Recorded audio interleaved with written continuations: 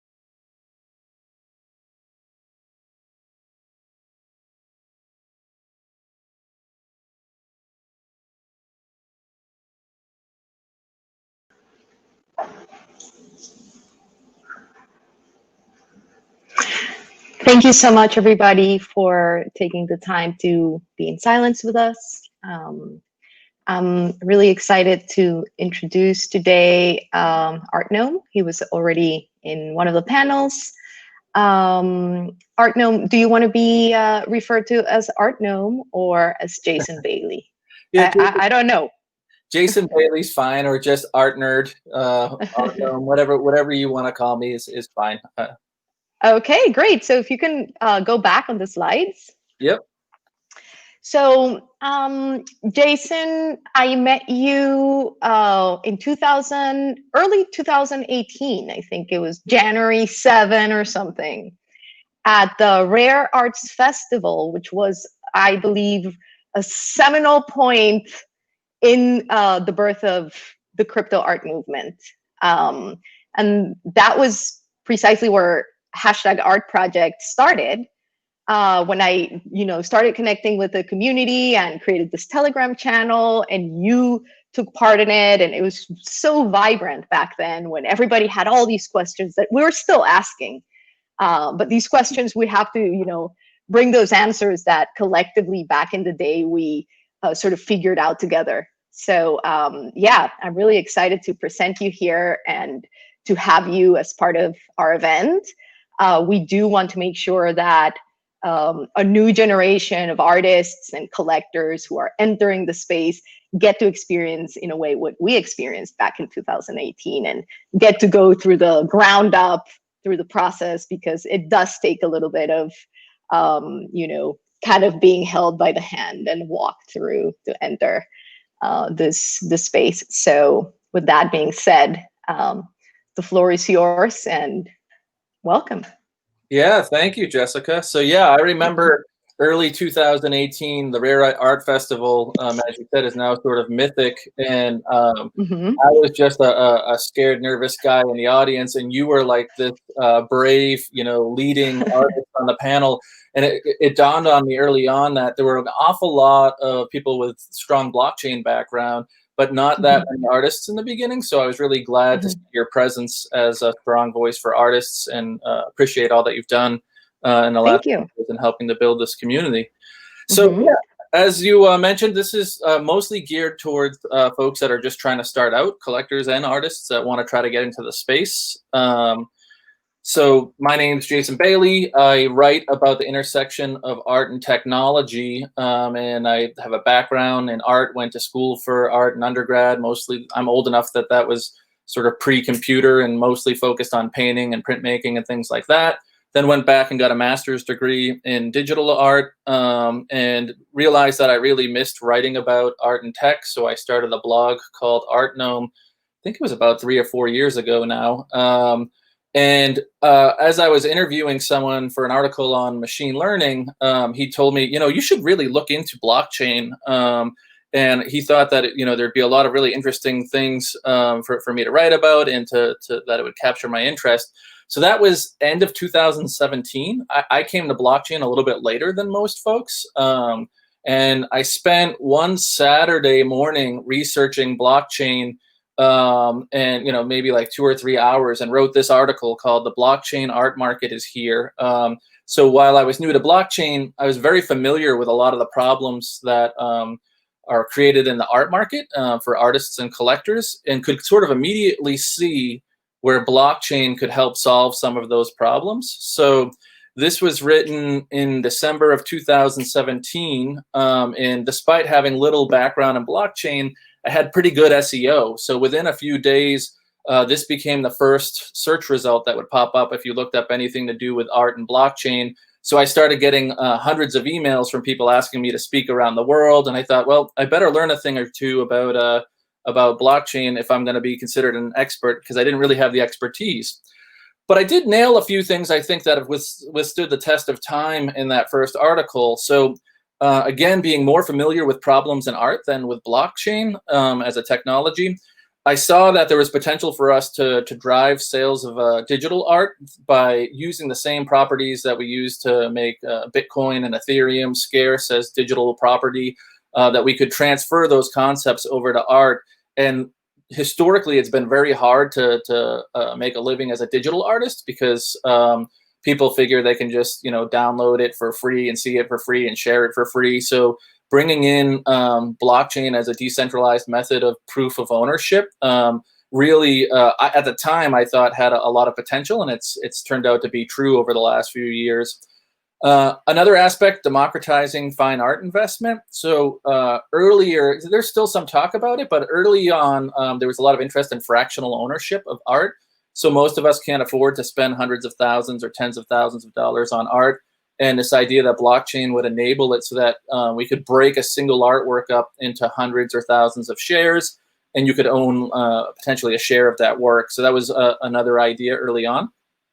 Improving provenance. So fighting forgery is a big part of my my interests in art and art history. And I've built this really large database that maybe I'll get into a little bit later. But the idea that you've got this unchangeable record of who made what and who bought it really helps to potentially cut back on art forgery.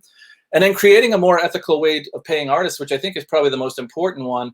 And again, this was written in 2017, but I imagined that you'd be able to bake into a smart contract, and maybe we'll talk a little bit about what that is later, rules that made it so when an artwork sells in the secondary market, so that just means not the first time you buy it, but if I buy a work by Jessica, let's say, and then I sell it a year later, in the traditional market, it's not always the case that she would benefit from that second sale. But with blockchain, we're able to bake in a secondary royalty so that she can continue to benefit each time there's a sale. So a lot of those things have come true. And I went to Rare AF shortly after writing that first article where I met Jessica, as she mentioned, because I knew I needed to talk with people that actually knew more than I did. And that's when I learned a little bit more about the history of crypto art and what it is and who the major players were. So this is January of 2018. And again, this article, ranked pretty well for a while. So there was a good 2-year stretch where my articles, I was just lucky enough that my articles were sort of the way that a lot of people learned about the space. So I tried to outline what crypto art, not just blockchain art, but what crypto art was for folks. And this definition, I think, has held up fairly well. And sorry for reading text on slides, but I think it's important to kind of show what the definitions are and how they've held up. So crypto art are rare digital artworks, sometimes described as digital trading cards or rares associated with unique and provably rare tokens that exist on the blockchain. The concept is based on the idea of digital scarcity, which allows you to buy, sell, and trade digital goods as if they were physical goods. So that was sort of the intro to answer the question of, what is crypto art? And then as someone who writes about art, I was trying to figure out, is there a list of things that are actually, apply here? Is this just a bunch of people making digital art? Or are there qualities or traits that are unique to digital art? What's new here? So generally, crypto art is digitally native, meaning it's created digitally, not always, but generally. Geographically agnostic, so people from all around the world. I consider it the first truly global art movement because people from all around the world can participate. Democratic or permissionless, so while some platforms have curation, pretty much anyone, and we'll talk about this, can find a platform that will accept them so that they can get their work up. Decentralized, so again, some platforms are more centralized and have curation, but generally this is a community-driven bottom-up approach rather than top-down. Anonymous, so a lot of people choose to keep their names private, their real names, which on one hand can make it difficult when you're a collector figuring out who you're supporting. But on the other hand, some people want to make art that could maybe, is a little bit more risky to do under their real name. So it kind of frees them up creatively. Mimetic, a lot of the work is inspired by memes. And there's this idea of a meme economy becoming real as part of the early crypto art movement. Self-referential, so often crypto art talks about the cryptocurrencies and the crypto community and decentralization as themes of the artwork. So generally supported by crypto patrons. A lot of the people that are putting money into this and investing and buying are folks that have done pretty well and made some money in the crypto art space. So a lot of the early collectors fit that profile. Pro artist, so this is that 10% commission for secondary sales, and just making sure that we all promote artists and try to make it easier for them to make a living. And then dankness, so dankness, when you take down the walls and everyone can participate in something like crypto art, the traditional rules of just judging things by classical training and things like that kind of go away, and I encourage folks to judge it more by expression rather than experience. So I've got this, I want to talk kind of quickly about how I see the different sections of crypto art history. In the background, I've got the Bitcoin value chart that shows, where Bitcoin's value was. I should have probably added Ethereum too, but it's not too far off from the Bitcoin one. Because as the cryptocurrencies go up and down, it has an impact on what we see in the actual crypto art space. So I've got what I would call pre-2018, which was really a bunch of early pioneers. There are a bunch of people who I don't mention here. Sorry if I don't mention you, but anyone who gives their version of the history is obviously going to tell it from their perspective. I think these were some of the more important early platforms: Rare Pepe Wallet, CryptoPunks, Curio Cards, and Data NYC. They didn't have anyone to follow. These were sort of the pioneers and the leaders that broke new ground. This is Joe Looney, creator of Rare Pepe Wallet. And I think he's often overlooked and sort of written out of crypto art history because he created the Rare Pepe Wallet, which without this, there are no, super rare or known origin. A lot of the modern platforms owe their roots back to Rare Pepe Wallet, which was this experimental art market built around the meme of Pepe. And because Pepe has been adopted by some alt-right groups and had some not so nice history, often people find it easy just to not talk about it. But really the Rare Pepe movement and the Rare Pepe Wallet in that community were much more about creativity and sort of breaking ground. So in my opinion, all crypto art starts with Rare Pepe Wallet. You have the CryptoPunks, who are pretty well known. So Matt and John, again, they're the first to do this kind of thing. There's not someone out there that they're modeling things after. They put out 10,000 of these punks that are combinations of different traits. Like some have hats or cigarettes, as you can see, or there's some that were aliens. And they gave away, I don't know the exact number, but I want to say like 9,000 out of 10,000, with no idea if anyone would adopt them or pick them up. And pretty quickly, an organic market emerged around them, and they actually sell for quite a bit now. Curio cards, not a lot of people talk about Curio cards, but I like to mention it. I think of it as the first Ethereum-based art market. I think it's still active, but not a lot of folks use it. Travis Uhrig, I think, built this. And some of the artists were pretty well known that were on it. Crypto Graffiti, I think, has some works on there. He's a fairly well-known kind of OG in the space. Dada, so the Dada platform was sort of predates a lot of the crypto exploration. They have a platform where artists from all around the world can draw together and extend each other's drawings as part of a conversation. And they adopted Ethereum as a way of tokenizing works for artists to be able to sell their digital work fairly early on. Yet another highly experimental platform. They're still doing a lot of work to try to make the crypto art space even more artist friendly, pushing the limits on what we can do, make sure that the artists get the larger share as wealth is generated. So then when we move out of the sort of the early stages, we get to the 2018 is more like post CryptoKitties. People saw that there was potential to make money here. And it's not the only reason. I don't mean to imply that that's the only reason these people launched platforms, but we start to see things that look more like e-commerce and less like just random art experiments. So Super Rare, Known Origin, Rare Art, Portion, Digital Objects, and a lot of these are either semi-defunct or defunct now, but people might recognize Super Rare and Known Origin as two of the stronger platforms. And in those early days, the question was, a lot of these people didn't come from art backgrounds. Can we actually get enough artists to populate all these platforms, right?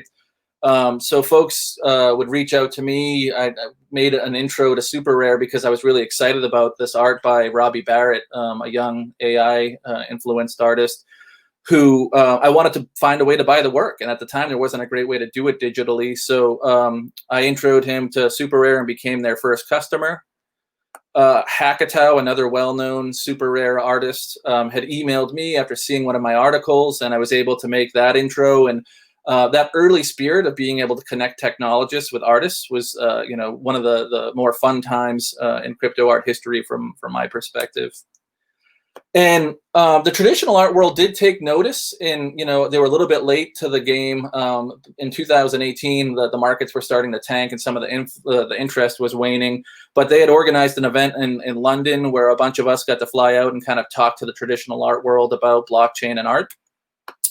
And it's really, this is the high point for me, spending time with these early pioneering creatives that were really, there was no template yet. And, I think this is what we should aspire to get back to, instead of, making work that's sort of repetitive or a little bit too finance driven. So this is Matt from CryptoPunks, John from Rare Art, Judy and Bea from Dada, and the Super Rare guys.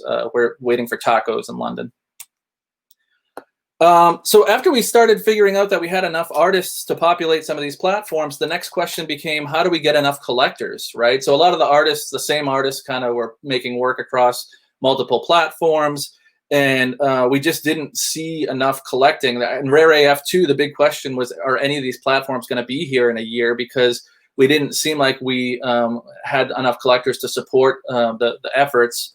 And it's hard to believe that now, because there's actually a waiting list for artists to get on some of these platforms, and there's collectors, with active bidding wars against each other. But it was only, a little over a year ago that some of these platforms were kind of like a ghost town.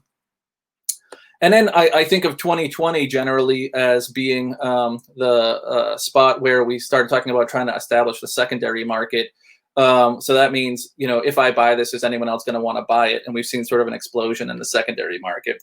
So I need to speed up a little bit so that I can take questions after. But this is a high-level overview, my perspective on a bunch of the spaces where, if you're a new artist, where you could go to try to get your work minted. Super rare, generally considered heavily curated. They have a large backlist of artists that want to get on there. That's partially because they have the highest average sale prices. They focus on one-of-ones. They're hard to get into. When I think of artists that I associate with super rare, I associate Hackatow, Coldy, and Pak. They seem to be more and more folks with 3D work kind of coming in. But the folks that I tend to collect more lately on super rare would be like Miss Al Simpson, Osanachi, and the Sarah Show. But I'd encourage you to go take a look yourself. I'm going to, again, move through these pretty quickly because there's a lot of them. Known origin, slightly less curation, I think, than super rare. I don't know that for sure. I think the average sale price is a little bit lower, which I appreciate as someone without a lot of money who wants to collect. And part of the reason the average sale price might be a little bit lower is because they include editions, which tend to be a little bit more affordable. When I think of known origin artists, and again, these artists are across multiple platforms, but I think of Giant Swan, the VR artist, Xcopy, who's definitely one of the 2 or 3 OGs that people associate with Cryptoart, and Frenetic Void, who does sort of surreal 3D work.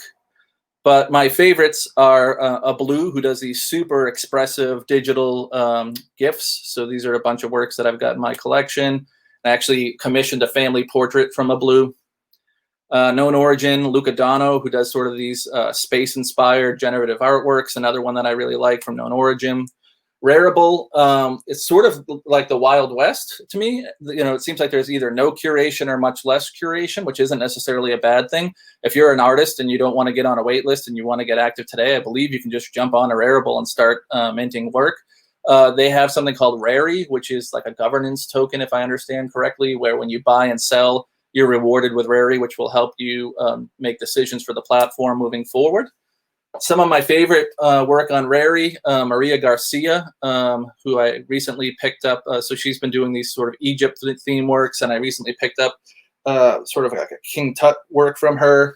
Mario Klingemann, who's a very well-respected digital artist who's been around for decades. I was excited to see his work on there. It made it so that I could actually afford to add some to my collection. Then you've got async art, which is a slightly different theme. It allows you to own a piece of an artwork instead of the whole artwork. So it's leveraging the digital aspect a little bit more. I'm not as familiar with the curation. All the founders of these platforms are pretty great people. Conlon reached out to me when he was going to launch this and said, I want to make it so collectors can actually have some control over the artworks and move things and change to the States. And I thought, I don't know if anyone's going to want to do that. And it's been wildly successful. So he was right and I was wrong. Maker's Place. So Maker's Place, a lot of the collectors that wanted more authority in super rare, and I'm not sure that that's necessarily a good thing, seem to have left. Some of the whales seem to have left and moved over to Maker's Place. It seems a little bit more illustration based, although I'm not as familiar with it. I do own some work on Maker's Place. I've got this David Hockney GIF that I really dig, and family portrait that Wards did that I really like as well. So I'm sort of platform agnostic. I care more about the artist than the platform. I'll buy work on any platform. Nifty Gateway. So they've kind of pioneered this idea of drops, where there's a specific time during the week where people come in and try to buy work by the artist, which creates a little bit more competition. They often sell out in a short period of time. They've got investment from the Winklevoss Bros, which so they've been able to bring in some big names, including Kenny Scharf, who's a pretty well-known artist from the 80s, sort of in the traditional art world. Was one of their early artists that they represented. Mintbase. So for a long time, we thought where this space was going was that artists would be able to mint their own artwork and not necessarily become part of a marketplace. So Mintbase kind of follows through on that idea. You can make your own store, and you don't have to worry about where your work's being shown next to. You have more creative control over it, but you lose the advantage of being advertised through the stream of a group of artists like you would get in Super Rare or Known Origin or something like that. So this is Mintbase. OpenSea, great for viewing your whole collection regardless of where you bought your pieces. You can mint your own NFTs on OpenSea, make your own store. So this is a bunch of my works that I've collected from different places all in one spot on OpenSea. And I'm really excited for Feral File. So I don't think anybody really knows about this one yet, but Casey Reese, who is one of the co-founders of Processing, the generative art language for artists, is going to be launching a platform that will include software art, so interactive software art. It's an artist-created platform. It'll prioritize artists and curators and exhibition-driven. So keep your eyes peeled for that. I think it's a winter 2021 launch. So I know we're light on time, so I won't go into these in much detail. But for new artists, I do have articles that go in using some data on how to become a successful artist, not just in crypto, but what I've seen through my research. So there's a unique data set that I've spent tens of thousands of dollars and hours, tens of thousands of hours on, that kind of talks about how much work each artist makes and what their markets look like. Encourage you to check that out. Similarly, I was lucky enough that the Harvard Data Science Review commissioned me to spend like 6 months researching whether or not it's possible to use machine learning to predict the price of art at auction. Think it might be interesting for artists. It kind of points to connections being more important than the work itself, but it might be an interesting piece for folks that are trying to reverse engineer what the market looks like. Real quickly at the end here, how to be a successful collector. So on Super Rare, which I think is one of the top selling platforms, I'm the second all time for total resales. But if you look, I put in like $3,000 and I've sold like 60,000 if you include the works that I gave to charity, versus a lot of the other folks who put a lot of money in, right? So what do I know about collecting? Well, so far I've done pretty well without actively trying to sell much. And all I've done is just buy work that I love. So I think if you follow your heart, buy the work that you love. I can't guarantee you'll make a bunch of money, but I can guarantee you'll end up with works that you care about. And then I do worry, and there's not a lot of time to get into this, but I spent several months doing research on the tools that digital artists have used for the last 20 years for an article for Art in America. And I do worry that the algorithmic nature of some of these tools, combined with the new markets we have, are conditioning artists to make work that's more and more similar instead of different. So, please ignore the market and just go off and make the work that you love, get lost, make new things, innovate. And how to build a successful crypto art community. I think we need to go back to our roots and focus on creativity, art, and the community, and not so much financial speculation. The good news is I did this Twitter poll, and it does look like most folks still at least believe that the community is the most important part of that, all this. So I would tend to agree with that. And thank you. And then I don't know if there are questions. I think I have to stop sharing and then go in here. Let's see. Okay. So I went a little bit over. Jess, I don't know if you're there, but do I have time to answer any questions? Hey, I'm jumping back in. Yeah, we'll give you 2 minutes to answer the few questions that we have. Thank you. That was excellent. Questions are, let's see, in the comments section. Homer Pepe was not the only rare Pepe sold that night at the auction. That's true. It's not a question, but it's accurate.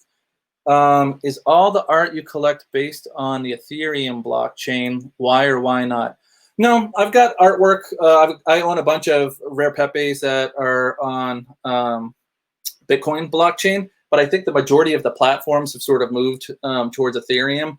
My guess, if you were to talk to somebody like Joe Looney, would be that Ethereum did a better job of marketing their platform. And as a result, maybe they've got a little bit more traction. But I think there is a lot of advantages to using Counterparty and Bitcoin as well. I kind of think we might see a resurgence of interest in rare Pepes, since they really are the earliest works in the space. Let's see. Tuna Bora, would you recommend using multiple platforms if you're an artist? Yeah, sure.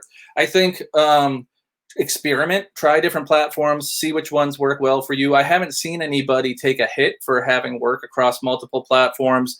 There's sort of a running debate in this space about whether or not you should artificially limit how many works you token, or, I'm on the side of saying, put out a bunch of work, make work, put it out, experiment, try different platforms and see what works for you. And I think just getting more exposure kind of increases your chances of success. So I think that's the platforms question. If so, would you sell different work on different platforms? Well, so one of the rules, and I know this presentation is sort of for newbies, one of the rules is that you can't literally sell the same work across multiple platforms. So you sort of agree that each time you mint work on a platform, it's going to be unique.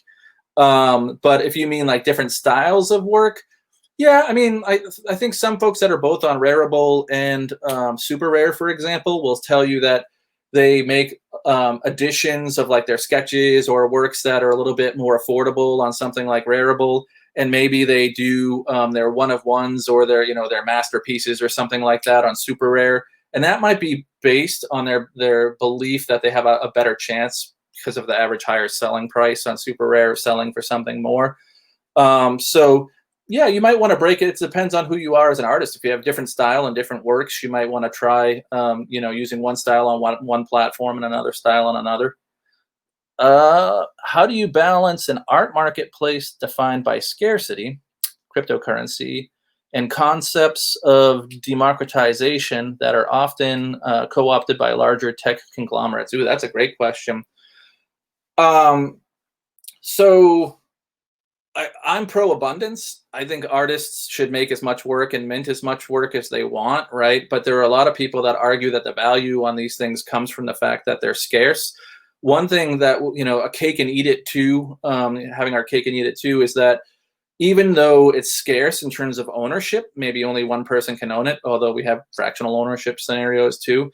What makes it democratized is that we can all see it, right? So it's a digital artwork. We can all see it. Even though maybe I'm the owner of a given work, I actually want other people to appreciate and see that work and enjoy it. So it kind of walks an interesting line where, unlike a physical artwork where if I own it and it's in my house on my wall, no one gets to see it. But with digital art, we've kind of cracked it where everybody can see the work, but only one person owns it. And we know they own it because it's the contract is decentralized and people can look it up. Let's see, any other questions? I think that might be it. Sorry if I talked a little quickly there toward the end. I just wanted to get in all the platforms, and also sorry if I missed anybody on the shout outs.